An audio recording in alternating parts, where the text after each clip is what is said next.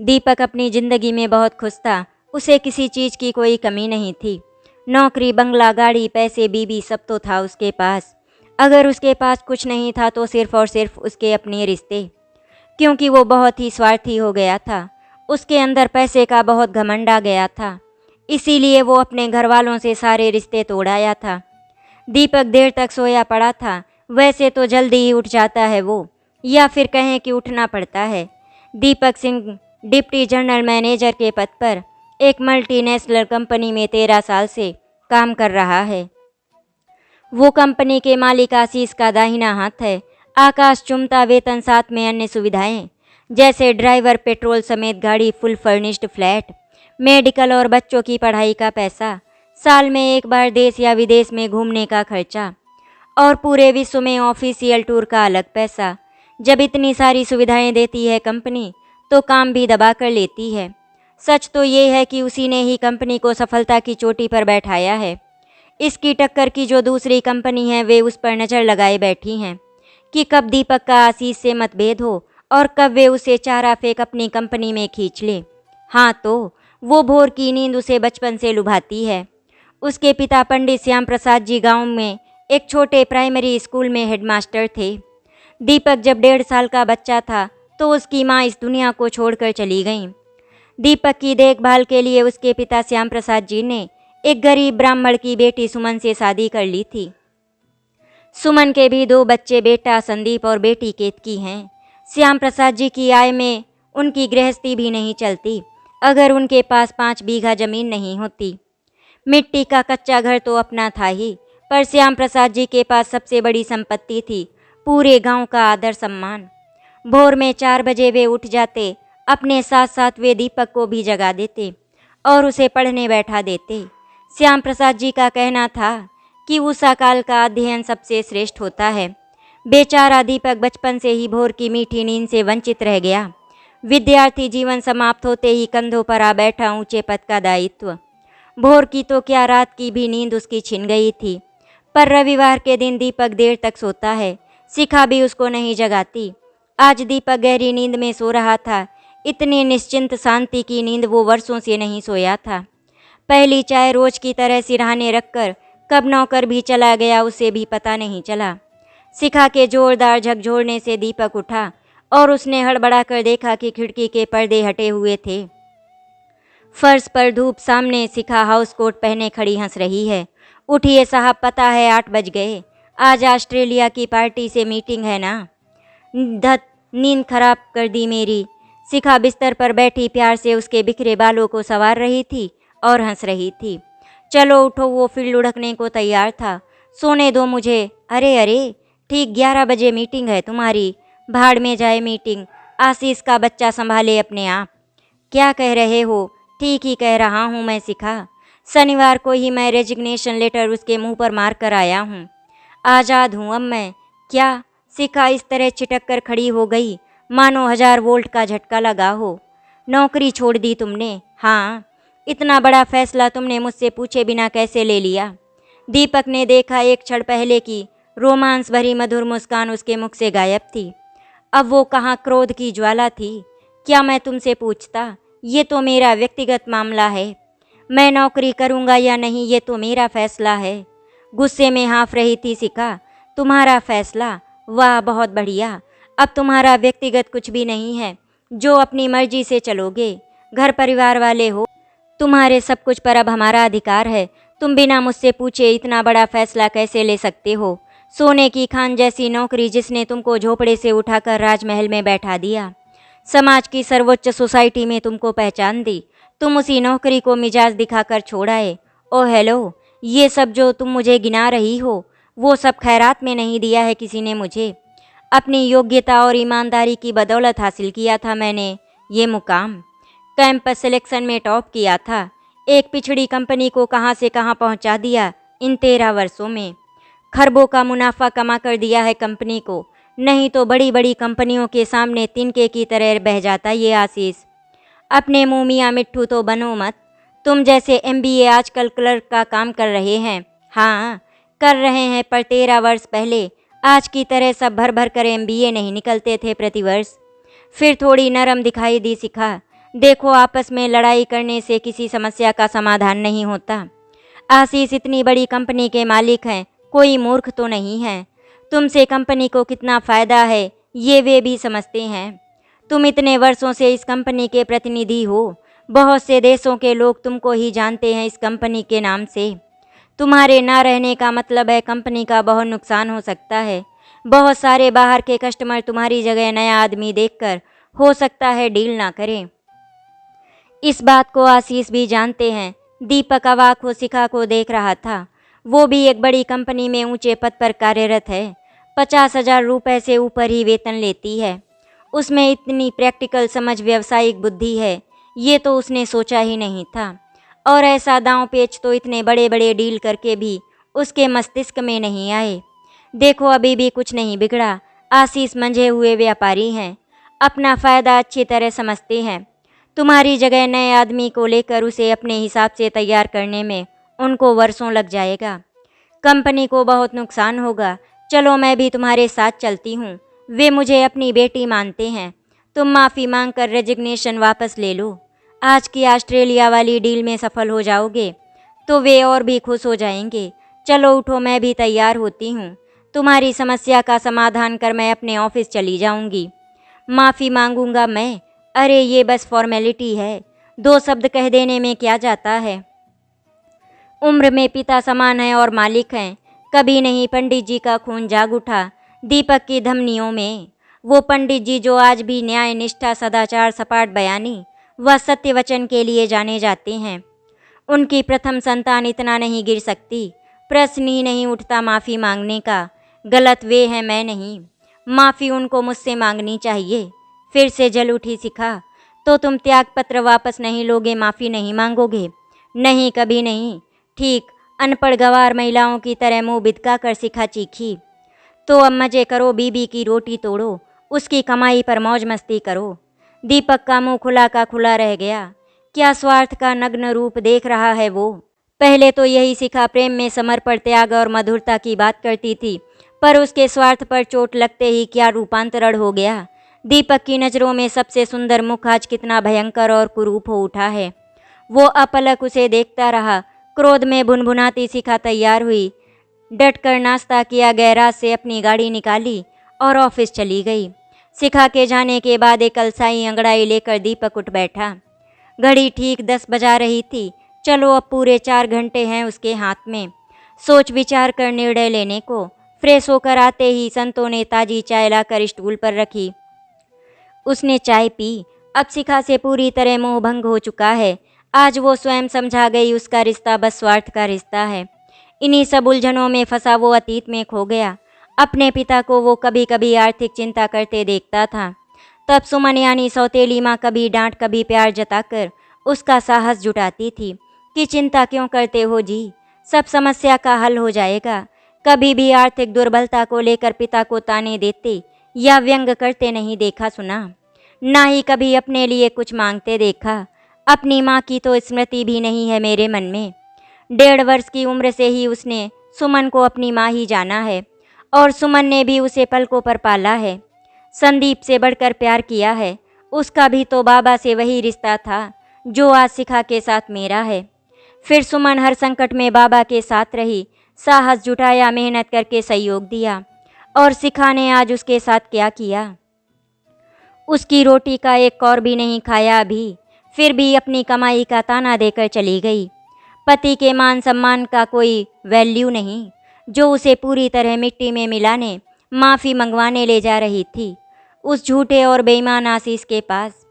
उसने उसके आत्मसम्मान की प्रशंसा नहीं की, एक बार भी साहस नहीं बढ़ाया कि ठीक किया। चिंता क्यों करते हो, अभी मेरी नौकरी तो है ही।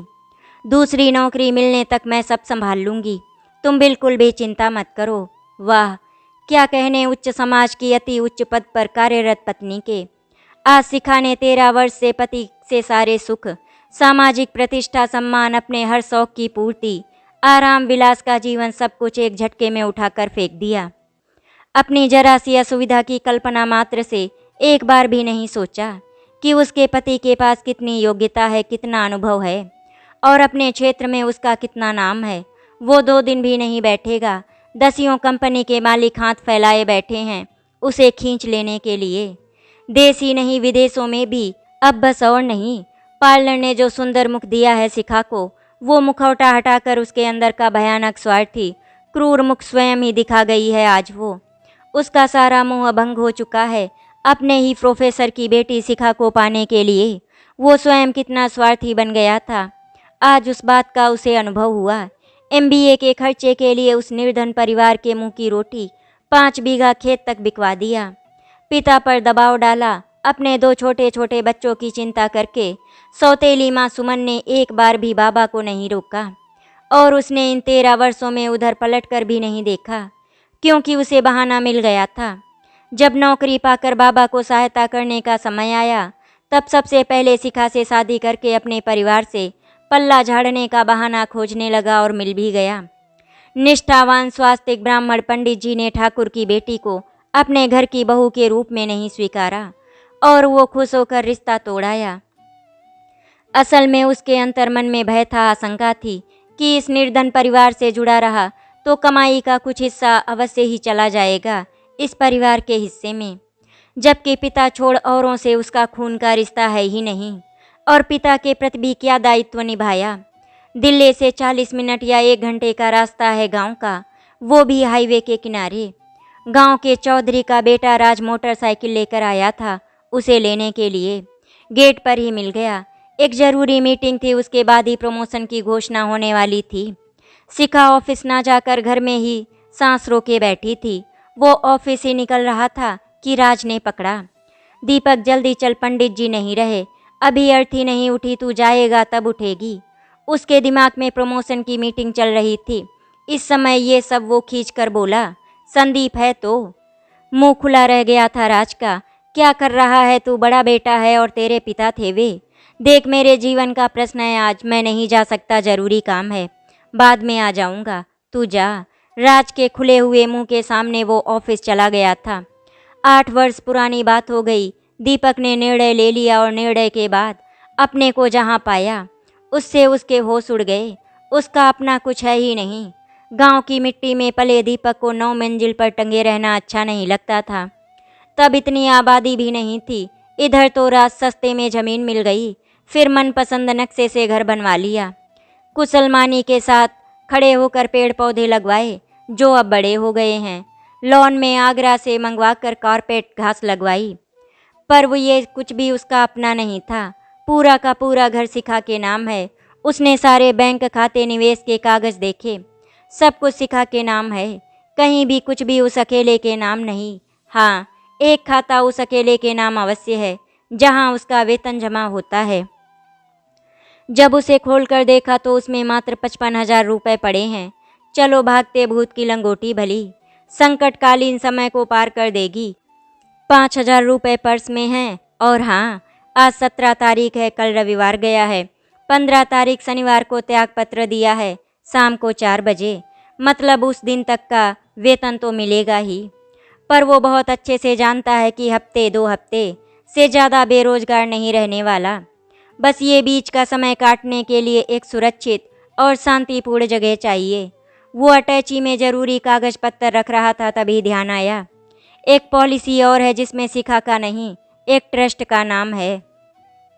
20 लाख की पॉलिसी है। दीपक ने वो पॉलिसी निकाली। 5 दिन बाद वो मैच्योर हो रही है। चैन की सांस ली कि चलो 20 लाख रुपए हाथ में रहेंगे। अब उसे कोई चिंता नहीं रही।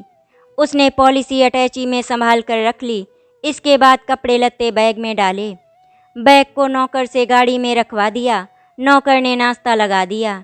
नहाते नहाते ही उसने फैसला कर लिया था कि वो भरपेट नाश्ता करके ही निकलेगा। अभी तक तो शिखा के घर में रोटी उसी की कमाई की है। नाश्ता कर लैपटॉप उठा, चलते चलते एक पल को रुका। पलकें गीली हों उठी, पर जाना तो पड़ेगा ही।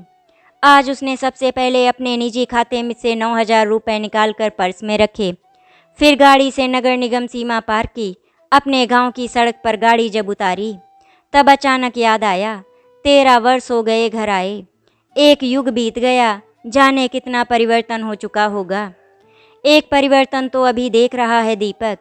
पहले गांव जाने की सड़क चौड़ी तो इतनी ही थी, पर कच्ची थी। अब काले कोलतार की साफ सुथरी सड़क पर उस पर टेम्पो भी चल रहे थे। उसकी गाड़ी फिसलती चली जा रही थी। गांव की सीमा में एक चाय की दुकान दिखी। दुकान क्या जरा सी आड़ बना रखी थी। वहां एक तख्त पर दो युवतियां, सामने एक मेज पर स्टोव, केतली, दूध का भगोना, कांच के जार में सस्ते बिस्कुट, नमकीन और ब्रेड। ग्राहक शून्य दुकान थी। उसने गति धीमी की, उतर पड़ा। एक युवती सलवार सूट में थी, दूसरी साड़ी में। उसके उतरते ही सलवार वाली युवती चहक उठी, बड़े भैया आप। साड़ी वाली युवती ने जल्दी से पल्ला खींच सिर मुंह ढक लिया। वो सहज संकोच सम्मान प्रदर्शन आज शिक्षित शहरी समाज में जड़ से उखड़कर एकदम समाप्त हो गया है। उसका मन जुड़ा गया। युवती की ओर देखा। तू तू केतकी है क्या? जी बड़े भैया। साड़ी वाली युवती ने तब तक आकर उसे प्रणाम किया। दीपक का समाज बदल गया है। वो हाय हेलो तो जानता है, पर आशीर्वाद में क्या कहे नहीं जानता, इसीलिए चुप ही रहा। केतकी ने कहा, भाभी बड़े भैया के साथ मैं घर जा रही हूँ, तुम दुकान बढ़ाकर जल्दी से घर आ जाओ। वक्त क्या क्या दिखाएगा मुझे। इनके मुंह का निवाला छीन कर उसने अपने ऊपर चढ़ने की सीढ़ी बनवाई थी। वो तो ऊपर की चोटी पर चढ़कर आराम से बैठ गया, पर उसका मूल्य चुकाना कितना भारी पड़ा इस निर्धन परिवार को। पंडित श्याम प्रसाद सिंह, जिनको जिलाधिकारी तक सम्मान की दृष्टि से देखते थे, उनकी बहू बेटी दो रोटी रोजी जुटाने के लिए चाय की दुकान खोले बैठी है। पर संदीप तो था, वो कहाँ गया? क्या कमाता नहीं आवारा हो गया है, या इतना अमंगल नहीं हुआ होगा? बहू के हाथों में सुहाग की प्रतीक लाल कांच की चूड़ियां हैं। घर एकदम खंडहर हो चुका है। मिट्टी का ही घर था, पर एकदम मजबूत लिपा पुता। सुई भी गिरे तो उठा लो। छत इतनी मजबूत थी कि वो दोस्तों के साथ दिन भर छत पर पतंग उड़ाया करता था। और घर भले ही कच्चा हो, जमीन काफ़ी थी। पंडित जी ने बांस का बेड़ा बना रखा था, पूरी सीमा को घेर। उसे बाउंड्री वॉल कहते हैं। अब तक बांस के टुकड़ों का भी नामो निशान नहीं था, सब बराबर हो गया। उसी के कोने में चाय की दुकान है। आंगन में आते ही मुग्ध हो गया। एक छोटा सा लंगड़ा आम का पौधा लगाया था उसने आंगन के बीचों बीच। अब वो महावृक्ष बन गया है, मजबूत शाखाएं फैलाए खड़ा है। केतकी ने उसके पैर रुकते देख हंसकर कहा, बड़े भैया ये तुम्हारा लगाया पेड़ है। अम्मा कहती हैं देखो कितना बड़ा हो गया। चौड़ा भर भर मीठे आम उतरते हैं। सावन भर पूरे मोहल्ले की औरतें इस पर झूला झूलने आती हैं। ये सच है कि सुमन ने अपना सारा स्नेह प्यार उस पर पहले ही दिन से न्यौछावर किया, पर दीपक ने कभी उसको मां नहीं समझा। उसके साथ उसका व्यवहार सदा ही औपचारिक रहा। लड़ाई या अपमान भी नहीं किया कभी, पर आज उसने मन से झांककर उसके धूल भरे गंदे पैरों को छूकर प्रणाम किया। सुमन ने अपने दुर्बल हाथों से उसे छाती पर खींच लिया, माथे को चूमा। मेरा दीपक, मेरा बेटा, कितने दिनों में आया है रे तू। दंग रह गया वो एक अनपढ़ निर्धन महिला जो सौतेली माँ है। अपने स्वार्थ के लिए उसकी मुंह की रोटी तक छीन कर ले उड़ा। आज तक पलट कर देखा भी नहीं। अपनी पत्नी जिसके ऊपर अपना सर्वस्व लुटाता रहा, उससे करारा थप्पड़ ना खाता तो आज भी इधर की दिशा नहीं लेता। उस सुमन की आंसू भरी आंखों में कोई क्रोध, कोई विराग नहीं, कोई शिकायत नहीं है तो बस स्नेह ममता की अमृत धारा। अम्मा कैसी हो तुम? बस ठीक हूँ, तू खुश है? बड़ा आदमी बन गया है, ये क्या कम सुख है। आंचल से तख्त पोछा। बैठ बेटा, केतकी भैया के लिए पानी ला। दीपक ने देखा छत पर अनगिनत दरारें, कहीं कहीं तो दरार इतनी चौड़ी कि धूप का कतरा नीचे आ रहा है। साथ वाले कमरे की तो आधी छत ही गिर गई है। उसके ऊपर खुला आकाश सिहर उठा। वो वहाँ बैठा बाबा अध्ययन किया करते थे। दूसरे कोने में उसके पढ़ने की मेज थी। अम्मा, छत तो कभी भी गिर सकती है। हाँ बेटा, पर करें क्या। संदीप को लाला की चीनी के मिल में काम मिला था। 10वीं पास नहीं कर पाया, बल्कि केतकी की बुद्धि अच्छी है, 10वां पास कर लिया। सोचा था थोड़ा थोड़ा जोड़ छत की मरम्मत करवा लेंगे, पर एक ट्रक ने टक्कर मार दी, आधा पैर काटना पड़ा। बैसाखी पर चलता है अब वो। नौकरी चली गई तो दाने दाने को तरस गए। तब बहू और केतकी ने सलाह कर चाय की दुकान खोली। उससे रूखा सूखा ही सही 2 रोटी शाम को मिल जाती हैं। स्तब्ध हो गया। उस किशोरी सी बहू के प्रति मन में आदर भर उठा। इतनी बड़ी दुर्घटना के बाद पति को धुतकार उसने पल्ला नहीं झाड़ा। उसके साथ रही, उसको उसके परिवार को सहारा दिया अपनी छोटी सी सीमित क्षमता के अनुसार, और सीखा इतनी बड़ी नौकरी, इतनी संपन्नता, उसी का ही दिया इतना सुख आराम। संपन्नता में जरा सा अंतराल आएगा सोचकर ही इतनी गुस्से में आ गई कि पति को ताने देते नहीं हिचकी। और ये छोटी सी निर्धन अनपढ़ लड़की केतकी पानी ले आई, नल का ताज़ा पानी। वर्षों से मिनरल वाटर छोड़ सादा पानी नहीं पीता है दीपक, पर आज निश्चिंत होकर नल का पानी पी गया और लगा बहुत देर से प्यासा था। संदीप है कहाँ? चौधरी के बेटे ने सड़क पर पेट्रोल पंप खोला है। तेल भराने जो गाड़ियाँ आती हैं उनमें से कोई कोई सफाई भी करवाते हैं, तो उसने संदीप को लगा दिया है। कभी कभी 30-40 रुपए कमा लेता है, कभी कभी एकदम खाली हाथ। बेटा तू हाथ मुँह धो ले, केतकी ताजे पानी से बाल्टी भर दे, धुला तौलिया निकाल दे। अम्मा सड़क पर गाड़ी खड़ी है, मैं अंदर ले आता हूँ। सुमन की आंखें फटी की फटी रह गईं। तू गाड़ी लाया है? हाँ अम्मा। आत्मग्लानि और अपराध बोध से दीपक का मन भारी हो रहा था। आज लग रहा है कि उस दिन वो गलत था। बाबा कहते हैं धनवान बनो या ना बनो, पर बच्चा इंसान बनो। आदमी धन नहीं मन से बड़ा होना चाहिए। पर उनके दिए सारे संस्कारों को ठेंगा दिखाकर उसने उस उपदेश को कभी नहीं अपनाया। अपना स्वार्थ तो पूरा हो ही गया। तभी वो सजग हुआ, सोचा अरे उसके पास अपना बचा ही क्या है। एक नाम और नाम के पीछे जुड़ा सरनेम सिंह, छोड़ सारे अभ्यास, आत्मजन, घर द्वार, यहाँ तक की सोच भी तो सिखा की है। उसके मम्मी पापा उनके उपदेश सिखा के, भाई बहन उसकी आदतें, उठना बैठना, समाज में परिचय तक सिखा का दिया है। शिखा का पति मिस्टर कुमार का दामाद, गौतम जी का जीजा। पंडित श्याम प्रसाद सिंह का तो कोई अस्तित्व ही नहीं रहा, क्योंकि श्याम प्रसाद सिंह के सुपुत्र दीपक सिंह ने स्वयं अपना अस्तित्व खो दिया। मिस्टर कुमार का दामाद शिखा का पति नाम से ही तो जाना जाता है, तो फिर पंडित जी का नाम चलेगा कैसे? दीपक ने गाड़ी लाकर खड़ी की। सुमन ने आकर गाड़ी को बड़ी ही सावधानी से छुआ। मुख पर गर्व का उजाला। तेरे बाबा देखकर कितना खुश हो तेरे मुन्ना। अचानक ही दीपक को लगा कि क्या होता अगर वो कैरियर के पीछे ऐसे सांस बंद कर ना दौड़ता। बाबा सदा कहते थे सरल व आदरणीय बने रहने के लिए, पर उसने तो स्वयं ही अपने जीवन को जटिल, इतना तनावपूर्ण बना लिया। वो मेधावी सा शिक्षा पूरी कर कोई नौकरी कर लेता, काम पर जाता, फिर अपने आंगन में अपने प्रियजनों के बीच लौट खा पी कर चैन की नींद सो जाता। खेतों की हरियाली, कोयल की कूक और माटी की सुगंध की चादर ओढ़। पर नहीं, उसने जो दौड़ शुरू की दूसरों को पीछे छोड़ आगे और आगे जाकर आकाश छूने की, उसमें कोई विराम चिन्ह है ही नहीं। बस सांस रोक कर दौड़ते रहो, गिर गए तो मर गए। दूसरे लोग तुमको रौंद कर आगे निकल जाएंगे। आज इस निर्धन थके हारे परिवार को देख, एक नए संसार की खोज मिली उसको। यहाँ पल पल जीवित रहने की लड़ाई लड़ते हुए भी ये लोग कितने सुखी हैं। कितनी शांति है आम की घनी छाया के नीचे। एक दूसरे के प्रति कितना लगाव है। कोई भी बुरा समय आए तो कैसे सब मिलजुल कर उसको मार भगाने को एकजुट हो जाते हैं। उसके जीवन में संपन्नता के साथ वो सब कुछ, सारी सफलताएं हैं जो आज के तथाकथित उच्चाकांक्षी लोगों का सपना है। पर आज शिखा ने आंखों में उंगली डाल दिखा दिया कि उसके प्रति समर्पण किसी का भी नहीं। चल बेटा, खाना खा ले, फिर थोड़ा आराम करके जाना। दिन रहते ही घर लौटना समय ठीक नहीं। संदीप लौटकर दुखी होगा कि भैया से भेंट नहीं हुई।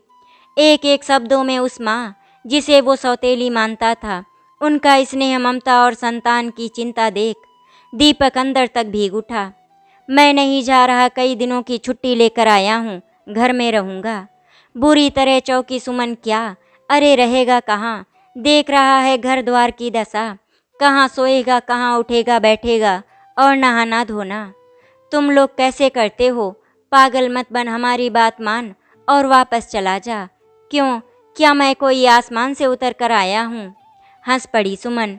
दीपक ने देखा इतना आंधी तूफान झेल कर भी सुमन की हंसी में आज भी वही शुद्ध पवित्र हृदय झांकता है, वही मीठी सहज सरल हंसी। कर लो बात, तेरा घर द्वार है, रहेगा क्यों नहीं, पर तेरे रहने लायक भी तो हो। तभी तो रहना है मुझे इसको रहने लायक बनाने के लिए। क्या कह रहा है तू?